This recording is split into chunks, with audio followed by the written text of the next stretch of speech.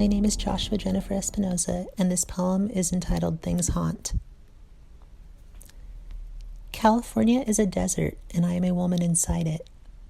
The road ahead bends sideways, and I lurch within myself. I'm full of ugly feelings, awful thoughts, bad dreams of doom, and so much love left unspoken. Is Mercury in retrograde, someone asks? Someone answers no. It's something else like that, though. Something else like that. That should be my name. When you ask me, am I really a woman, a human being, a coherent identity? I'll say no. I'm something else like that, though. A true citizen of planet Earth closes their eyes and says what they are before the mirror. A good person gives and asks for nothing in return. I give and I ask for only one thing. Hear me, hear me, hear me, hear me, hear me, hear me. Bear the weight of my voice and don't forget. Things haunt. Things exist long after they are killed.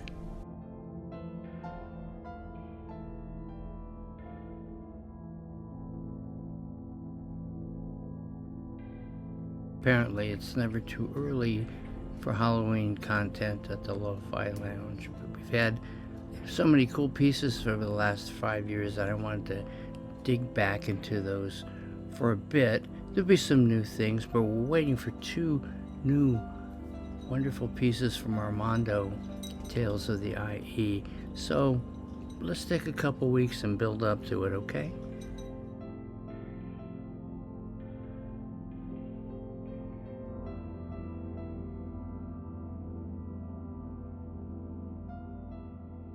There are many Inland Empire tales of the supernatural to be told.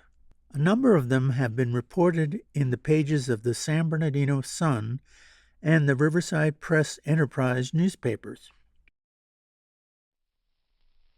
The story of the Phantom of the High School Prom dates back to the late 1920s. 3 young men were driving to the San Bernardino High School Prom. They stopped at the corner of Waterman and Highland Avenues. It was there that they spotted a young woman dressed in a formal white gown. She asked for a ride to the prom, and they obliged. She said her name was Vicky Baxter.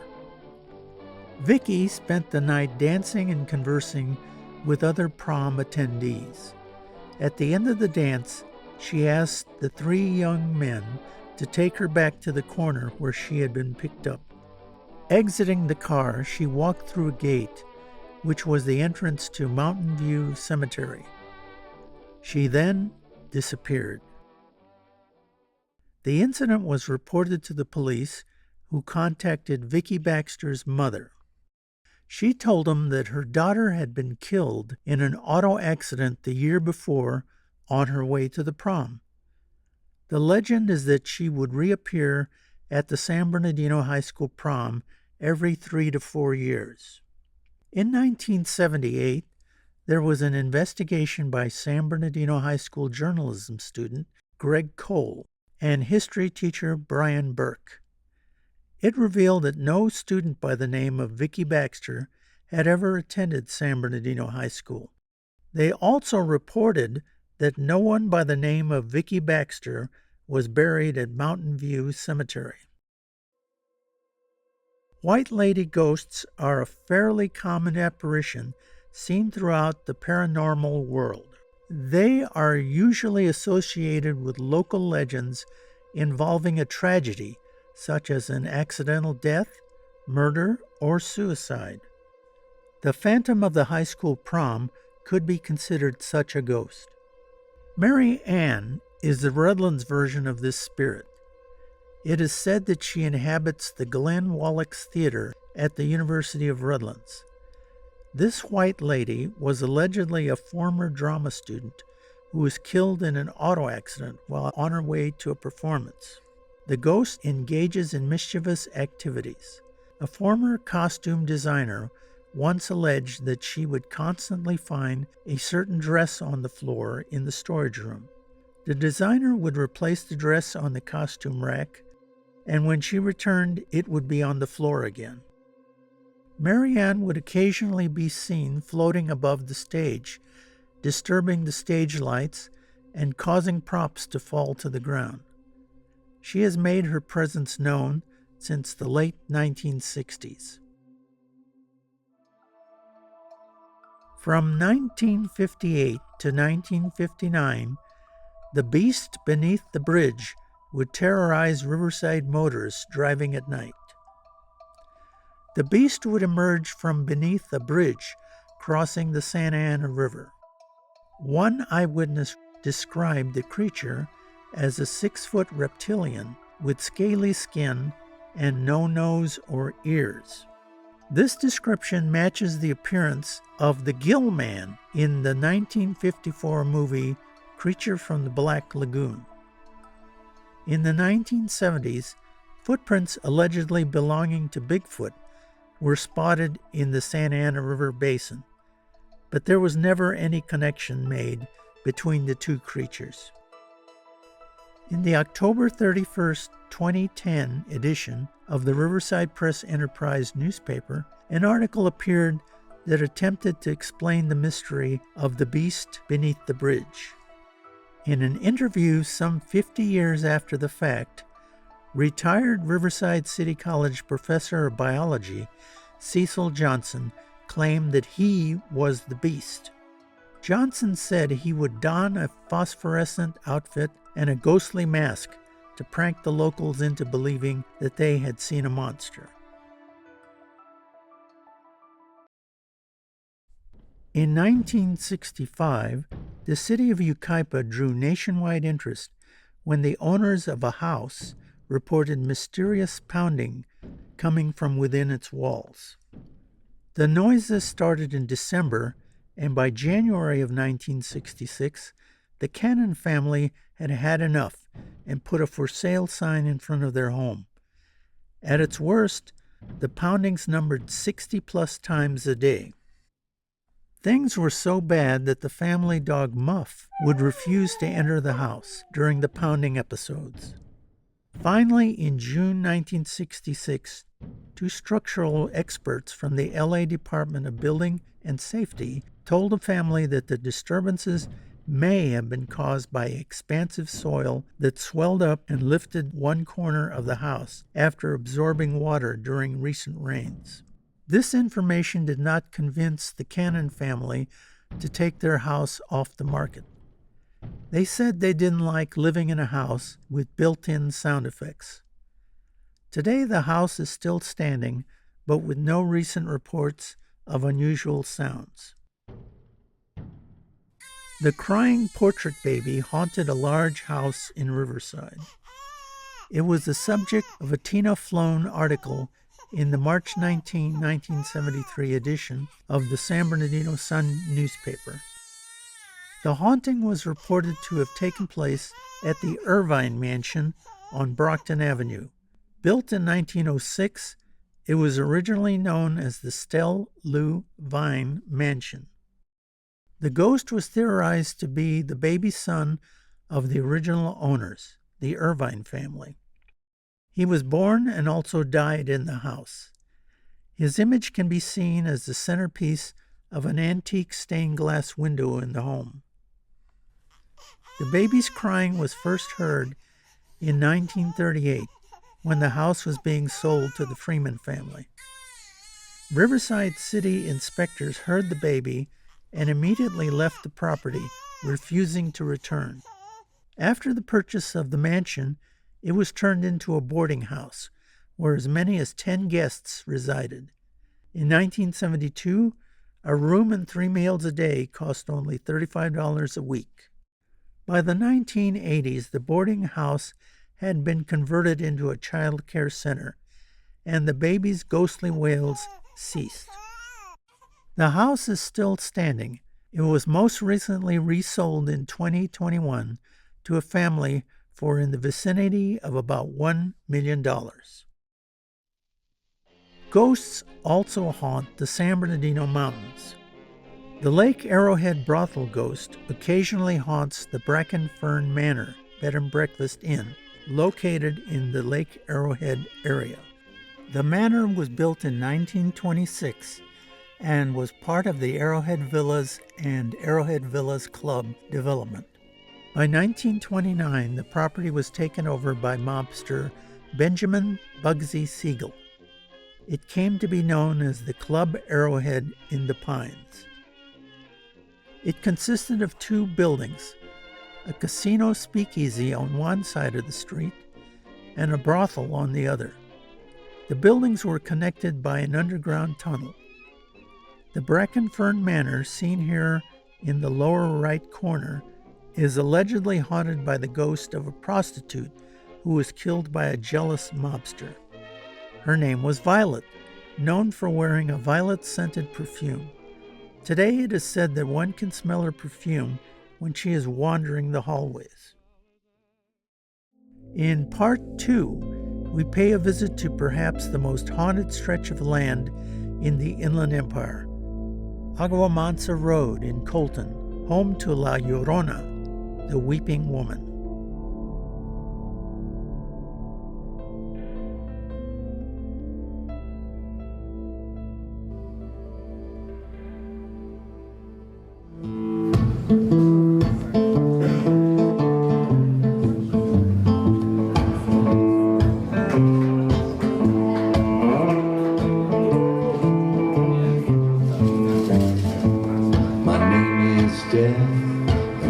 Excel, I can open the gates to heaven or hell. Cast aside the flesh of thee, cast aside and set you free.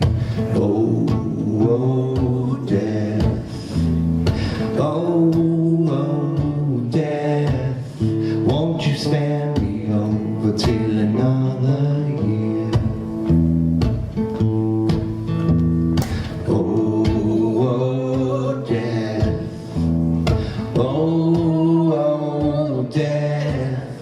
Can't you spare me over till another year? I lock their jaws so they can't talk, stiffen their legs so they can't walk, close their eyes so they can't see the chill you feel, it comes from me. Oh, oh, death. Oh, oh, death, can't you spare me over till another year? Oh, oh, death. Oh, oh, death, can't you spare me over till another year?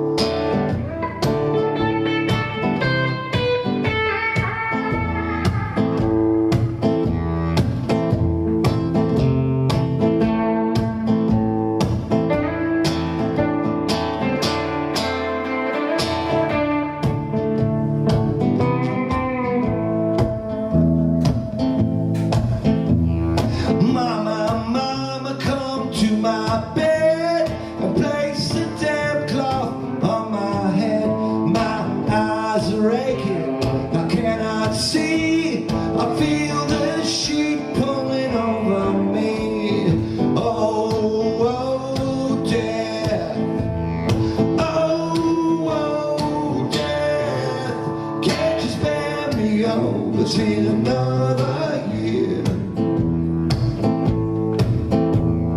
Oh, oh, death.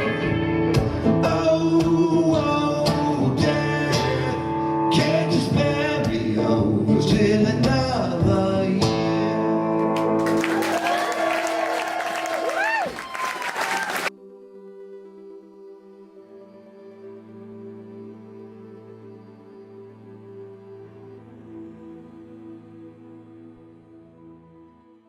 Good evening.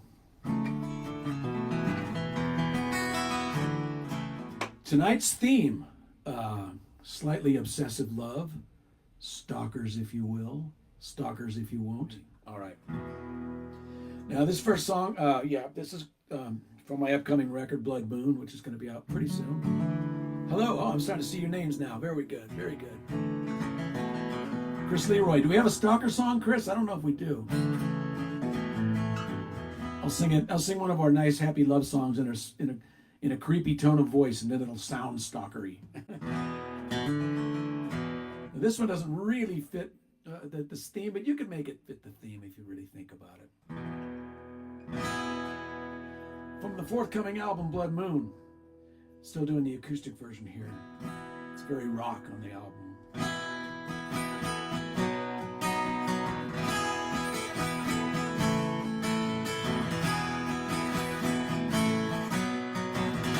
Sing along with me. Poor life choices. Last night I think I made some poor life choices. Yeah, if I had another chance, but I'll make better plans to do the same thing anyway. But I'll make poor life choices. Hold on 1 second. Poor life choices. Last night I think I made some poor life choices. If I had another chance, but I'd make better plans to do the same thing anyway. But I'll make poor life choices. I'm gonna live and die with poor life choices. I'll just take my empty cup, admit that I fucked up, and go along my way. I still hate the word closure and the false hope that it brings. It's just another magic word made by people who make words that don't really mean a thing. We're not so divided, are we? They feed us all the same lies, but we just see through different filters, somehow manage to survive. Make those poor life choices. Last night I think I made some poor life choices. Yeah, if I had another chance, but I'd make better plans to do the same thing anyway. But I'll make poor life choices. I'm gonna live and die with poor life choices. So I'll just take my empty cup, admit that I fucked up, and go along my way. The other night I had a dream, left me feeling pretty bad.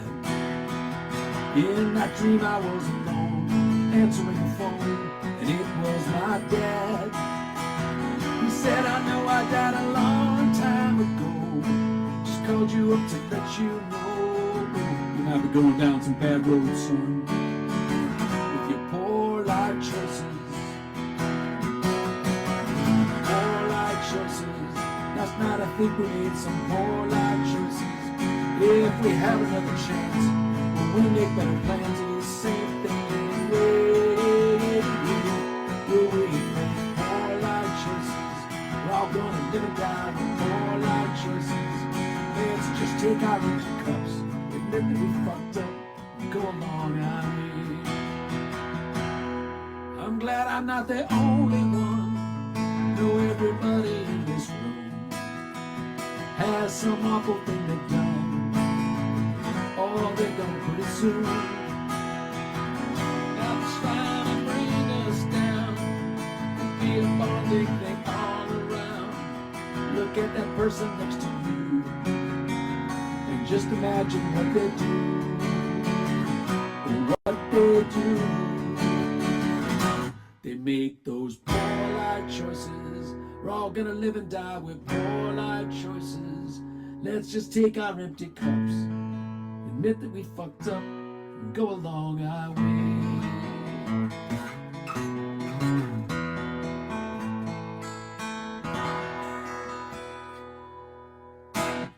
All right, welcome back to the cave.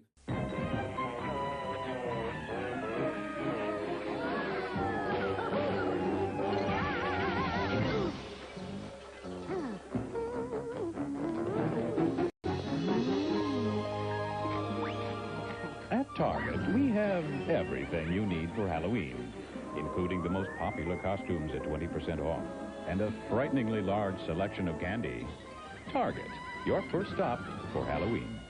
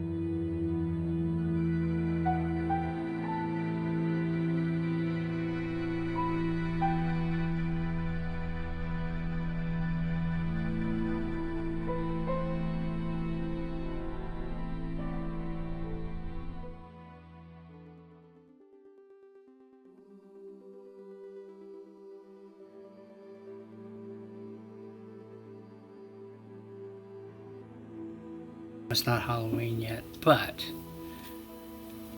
I want to share with you Weird Women. It's a great anthology. Two acclaimed experts in the genre. A brand new volume of supernatural stories showcasing the forgotten female horror writers from 1852 to 1921. And each of these stories is fresh. Each of these stories is surprisingly modern and challenging and sort of unnerving. And they'd done a book of ghost stories recently too, a couple years ago, but this came out in 2020.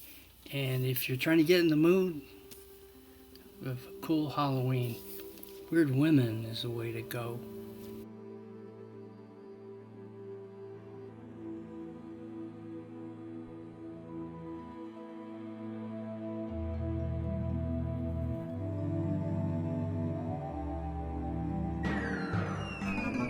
Trick-or-treating for Halloween is a great way to spend time with friends and family, but safety must be our #1 priority. These Halloween tips will ensure everyone has a fun yet safe Halloween. Make sure to choose a costume that doesn't have long trailing fabrics so you can help prevent tripping. If a costume has a mask, make sure the holes are large enough for children to see out of. Giving a child glow sticks or a flashlight as a part of their costume can make them more noticeable when going trick-or-treating. Tell children to stay away from open flames like carved pumpkins with candles inside of them. And be sure to know how to stop, drop, and roll if their clothes catch fire. Use battery-operated candles or glow sticks inside of carved pumpkins. And make sure all smoke alarms in your home are working properly. And never forget to keep the exits clear of decorations so nothing blocks escape routes. I'm Sarah Glasgow with WSTV 13. We hope you have a safe and happy Halloween.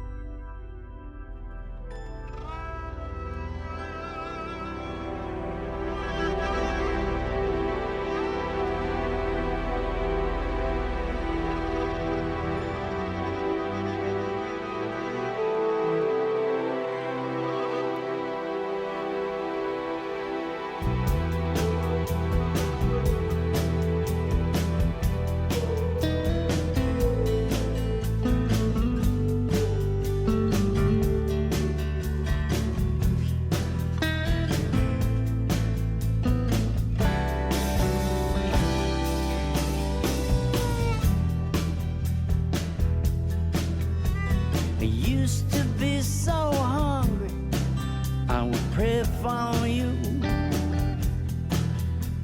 I used to be so honest, that's the truth. I used to be so horny, I would hide away from you.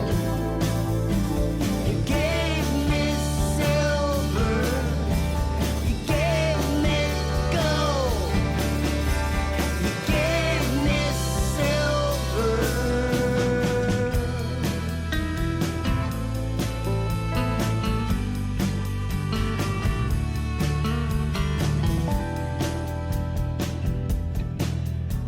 I used to be so hungry, I would pray for you. We used to be so honest, that's the truth. I used to be so horny, I would hide away from you. You bring me silver, you bring me gold, you bring me silver.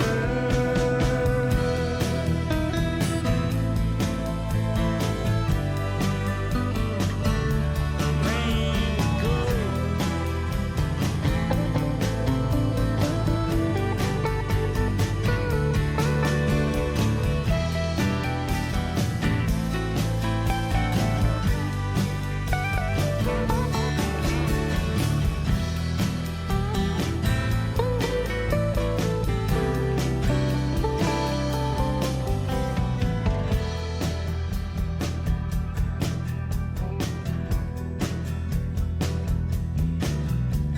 You used to be so hard.